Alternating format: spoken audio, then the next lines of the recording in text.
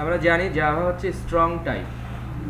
তো যেহেতু জাভার data টাইপগুলো strong data type, সেই কারণে যখন আমরা একটা ভেরিয়েবল ডিক্লেয়ার করি বা কোনো একটা অবজেক্ট রেফারেন্স ডিক্লেয়ার করি, তখন অবজেক্ট রেফারেন্স বলতে যেহেতু টাইপ মূলত দুই প্রকার, একটা হচ্ছে প্রিমিটিভ আর একটা হচ্ছে ক্লাস টাইপ বা অবজেক্ট টাইপ। তো আমরা প্রিমিটিভ টাইপেরও ভেরিয়েবল ডিক্লেয়ার করতে পারি, আবার ক্লাস টাইপেরও ভেরিয়েবল ডিক্লেয়ার করছি। তো যখন আমরা যেই টাইপের ভেরিয়েবল ডিক্লেয়ার করব, কম্পাইলার এক্সপেক্ট করবে যে তার ভিতরে সেই টাইপেরই ভেরিয়েবল রাখতে হবে। যদি আমরা ব্যতিক্রম টাইপের কোনো ভেরিয়েবল, মানে এক টাইপের ভেরিয়েবল ডিক্লারেশনের ভিতরে আমরা যদি ব্যতিক্রম টাইপের কোনো কিছু রাখতে চাই, তখন আমাদেরকে অতিরিক্ত একটা ফোর্স প্রয়োগ করতে হবে। এই ফোর্স প্রয়োগের ব্যাপারটাকেই বলা হচ্ছে কাস্টিং, কাস্ট করা। ঠিক আছে, দ্যাট মিনস একটা টাইপ থেকে আর একটা টাইপে পরিবর্তন করা মানেই হচ্ছে কাস্ট করা, এবং এই ব্যাপারটাকে কাস্টিং বলা হচ্ছে। তো যেহেতু আমাদের জাভাতে টাইপগুলো হচ্ছে মূলত দুই প্রকার, প্রিমিটিভ এবং ক্লাস টাইপ, সেই কারণে এইখানে টাইপ কাস্টিংটাও দুই ধরনের। অর্থাৎ প্রিমিটিভটা হতে পারে যে একটা প্রিমিটিভ টাইপ থেকে আমি আর একটা প্রিমিটিভ টাইপে কাস্ট করতে চাই। যেমন মনে করেন আমি বাইট আছে, বাইটকে আমি ইন্টের মধ্যে রাখতে চাই, তাহলে এটা এক ধরনের কাস্টিং। আর একটা হচ্ছে অবজেক্ট টাইপের কাস্টিং, যে আমি একটা টাইপের অবজেক্টকে আমি আর একটা টাইপের মধ্যে রাখতে চাচ্ছি, তখন হচ্ছে অবজেক্ট টাইপের কাস্টিং। আর এ দুইয়ের ভিতরে আবার ইন্টারাকশন হতে পারে, দ্যাট মিনস প্রিমিটিভ টাইপকে আমি অবজেক্ট টাইপের ভিতরে রাখতে পারি, দ্যাট মিনস ক্রস একটা ক্রস কাস্টিং হতে পারে। তাহলে প্রথমে আমরা দেখব যে ক্রস কাস্টিং, দ্যাট মিনস একটা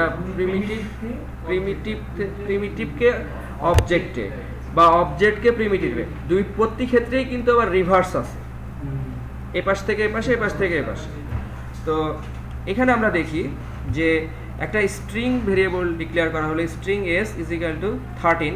এখানে 13টা যেহেতু ডাবল কোটেশনে আছে, সুতরাং এটা কিন্তু নাম্বার না, এটা স্ট্রিং। এই স্ট্রিংকে যদি আমরা একটা ইন্টিজারের মধ্যে রাখতে চাই, তাহলে পদ্ধতি হলো ইন্টিজার ডট পার্সেন্ট, অলরেডি এটা আমরা করছি, integer dot percentage, integer dot percent. তাহলে ইন্টিজার ডট পার্সেন্ট একটা কাস্টিং প্রয়োগ করে এটাকে ইন্টিজারে কনভার্ট করে সেই ভ্যালুটাকে ইন্টিজারের মধ্যে রাখছে। ওকে, এই কাজটা আমরা আবার আরেকটা মেথডের মাধ্যমে করতে পারি, সেটা হচ্ছে integer dot value of S dot int value. যদিও এটা সচরাচর খুব একটা প্রয়োগ করা হয় না, তারপরেও আমরা এটা দিয়ে করতে পারি, দেখে রাখলাম। ঠিক আছে, or you can write integer dot value of s dot int value।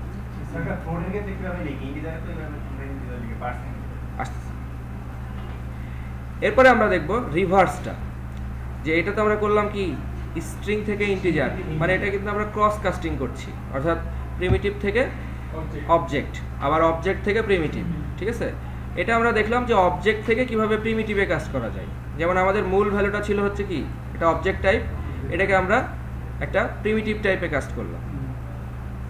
এখন আমরা দেখব যে প্রিমিটিভ টাইপকে কিভাবে অবজেক্ট টাইপে কাস্ট করা যায়। আমরা একটা ইন্টিজার ভেরিয়েবল নিলাম, এটার জন্য আমরা লিখলাম ইন্টিজার ডট টু স্ট্রিং।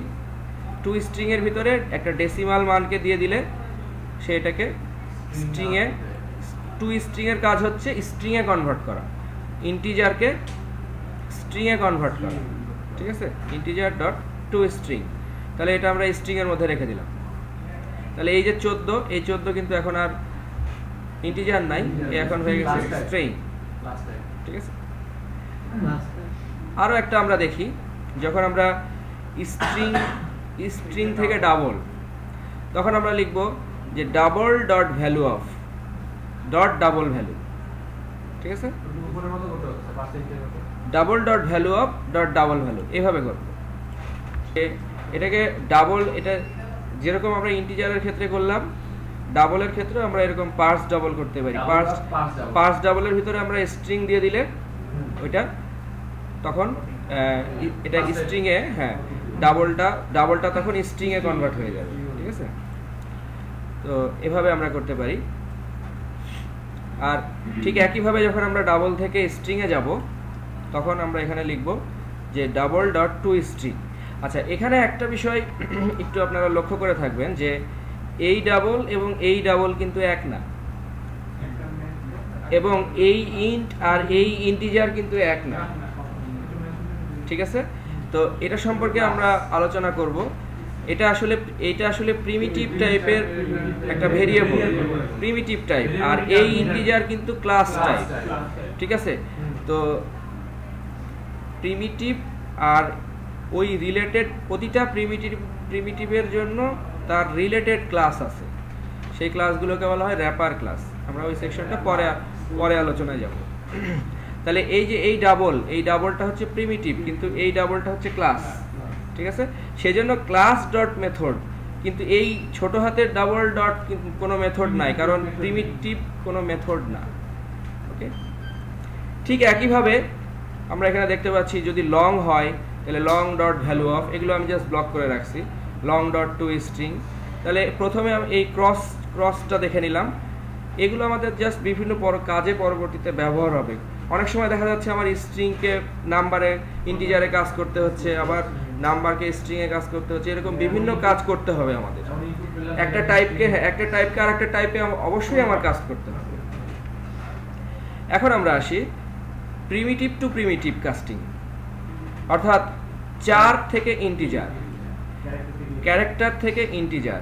তো এইটা দেখার জন্য মানে প্রিমিটিভ থেকে প্রিমিটিভে যখন আমরা কাস্ট করব তখন আমাদের মনে রাখতে হবে যে যদি আমরা কোনো ছোট প্রিমিটিভের ভিতরে আবার ছোট বড় আছে না, যে বাইট শর্ট কোনটা কত ইয়ার, তো যদি এটা ছোট হয়, দ্যাট মিনস 4 যদি ছোট হয়, এটাকে যদি আমরা ইন্টিজারের মধ্যে রাখতে যাই তখন আমাদের কোনো এক্সপ্লিসিট কাস্ট দরকার হবে না, আমরা সরাসরি রাখতে পারবো। দ্যাট মিনস এটা ইমপ্লিসিট কাস্টিং, অর্থাৎ ইমপ্লিসিটলি এটা কাস্ট হয়ে যাবে। অর্থাৎ আমি একটা ছোট গ্লাসের পানিকে কিন্তু একটা জগের মধ্যে রাখতে পারি, কিন্তু জগের পানিকে গ্লাসের মধ্যে রাখতে পারবো না, আইদার তখন আমাকে কম্প্রেস করে সামহাও এটাকে রাখতে হবে। ওই কম্প্রেসটাই হচ্ছে কাস্টিং।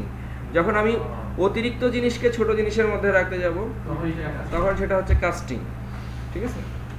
তাহলে এই 4, যখন আমি 4কে ইন্টিজারের মধ্যে রাখতে যাব তখন আমি সরাসরি রাখতে পারবো, কোনো কাস্টিংয়ের প্রয়োজন হবে না। কিন্তু যদি উল্টাটা করা হয়, অর্থাৎ আমি যদি ইন্টিজারকে 4-এর মধ্যে রাখতে চাই তখন অবশ্যই আমার কাস্টিং করতে হবে। এই কাস্টিংটা হচ্ছে আবার এইরকম যে আমি এখানে কোনো মেথড নাই, আমি এখানে লিখলাম ইন্টিজার ii = 97।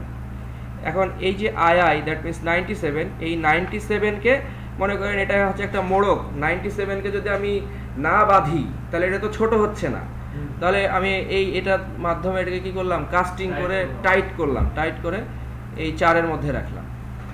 তো এই ব্যাপারটাকে আবার বলা হয় ন্যারোয়িং। মানে যখন আমি একটা বড় মানকে একটা ছোট মানের ভিতরে রাখতে যাব তখন কি হবে, এই ডাটাটার একটা পসিবল লস হতে পারে, তাই না? যে আমার সমস্ত জগের পানি তো গ্লাসের মধ্যে ঢুকতে নাও পারে, তার কিছু বাইরে পড়তে পারে। যেমন একটা ফ্লোটের মধ্যে কি আছে, দশমিক যুক্ত মান থাকে। এখন আমি ফ্লোটকে যদি ইন্টিজারের মধ্যে রাখি তাহলে সে তো আর দশমিক রাখতে পারবে না, আলটিমেটলি কি হলো, ওই দশমিক মানটা মিসিং হয়ে গেল, ঠিক আছে? তো যখন আমরা এরকম বড় মানকে ছোট মানের মধ্যে রাখবো তখন এই ব্যাপারটাকে বলা হচ্ছে ন্যারোয়িং। কিন্তু যখন আমি কোনো ছোট মানকে বড় মানের মধ্যে রাখবো তখন সেটাকে বলা হচ্ছে ওয়াইডেনিং। বিপরীত ক্ষেত্রে ওটাকে বলা হচ্ছে বর্ধিত করা, ওয়াইডেনিং এর ক্ষেত্রে কোনো ডাটা লসের সম্ভাবনা নাই। আবার এটা যে বেড়ে যাবে এমনও কোনো কথা না, যা আছে তাই থাকবে, ঠিক আছে? এই যে ন্যারোয়িং এবং ওয়াইডেনিং এখানে বলা আছে, এই যে এটাকে বলে ন্যারোয়িং। দ্যাট মিনস যখন আমরা এই যে একটা ডাবল ভ্যালু, ঠিক আছে, একটা ডাবল ভ্যালুকে আমি একটা ইন্টিজারের মধ্যে রাখছি তখন এই ব্যাপারটাকে বলা হয় কি, ন্যারোয়িং, ঠিক আছে? ডাবল টু ইন্টিজার, এক্ষেত্রে এটা ন্যারোয়িং। কিন্তু আমি একটা ইন্টিজারকে ডাবলের মধ্যে রাখছি তখন এটা ওয়াইডেনিং বলে। এবং যখন আমি ছোট মানকে বড় মানের মধ্যে রাখবো তখন আমার কোনো কাস্টিং এর প্রয়োজন হবে না, এটা ইমপ্লিসিট কাস্ট হয়ে যাবে। কিন্তু যখন আমি বড় মানকে ছোট মানের মধ্যে রাখতে যাব তখন ইমপ্লিসিটলি কাস্ট হবে না, আমাকে এক্সপ্লিসিটলি ওই টাইপটা বলে দিতে হবে এরকম ফার্স্ট ব্র্যাকেটের মধ্যে, এইভাবে। তখন এটাকে বলা হচ্ছে ন্যারোইং।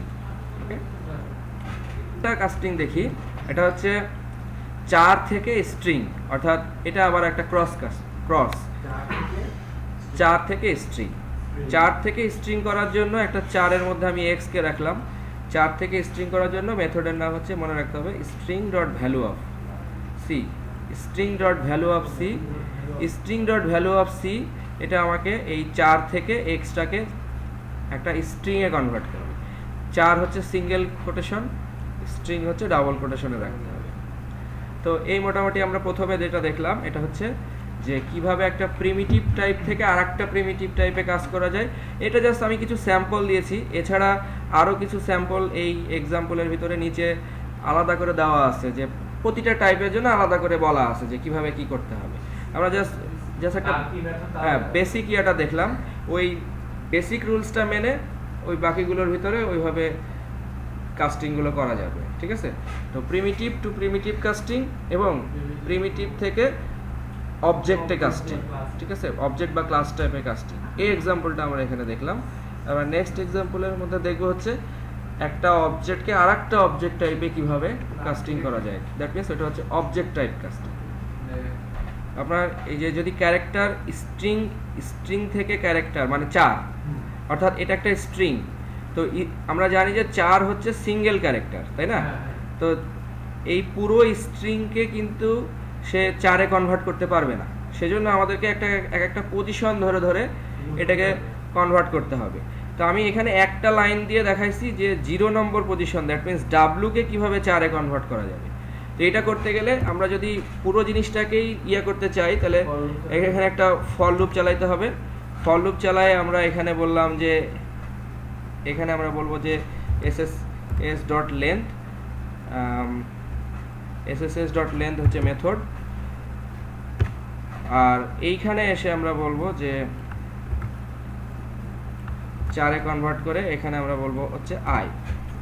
তাহলে এই লুপটা যখন চলবে, এটা আমাদের একটু বাইরে ডিক্লেয়ার করে নিতে হবে, নাহলে পাবে না। 4c ইজ ইকুয়াল টু, প্রথমে আমরা একটা কিছু এখানে ফাঁকা একটা ডিফাইন করে নিতে হবে। ফাঁকা দেওয়া যাবে না, এখানে আমরা ধরেন এ দিয়ে নিলাম, আর এখানে আর 4 দেওয়া যাবে না, আমরা এখানে এটাকে করলাম। তারপরে আমরা এটাকে এখন প্রিন্ট নিতে পারবো। তো প্রিন্ট যদি আপনারা দেখতে চান তাহলে আমরা একটু দেখে নিই। এখানে যে হবে,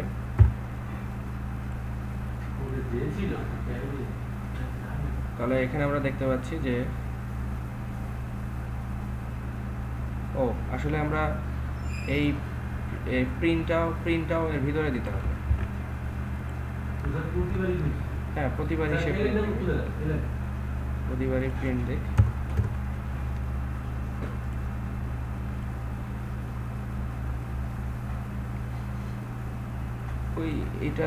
এটাও মুছে দিতে হবে। এটা মুছে দিয়ে আমরা এখানে জাস্ট একটা লাগে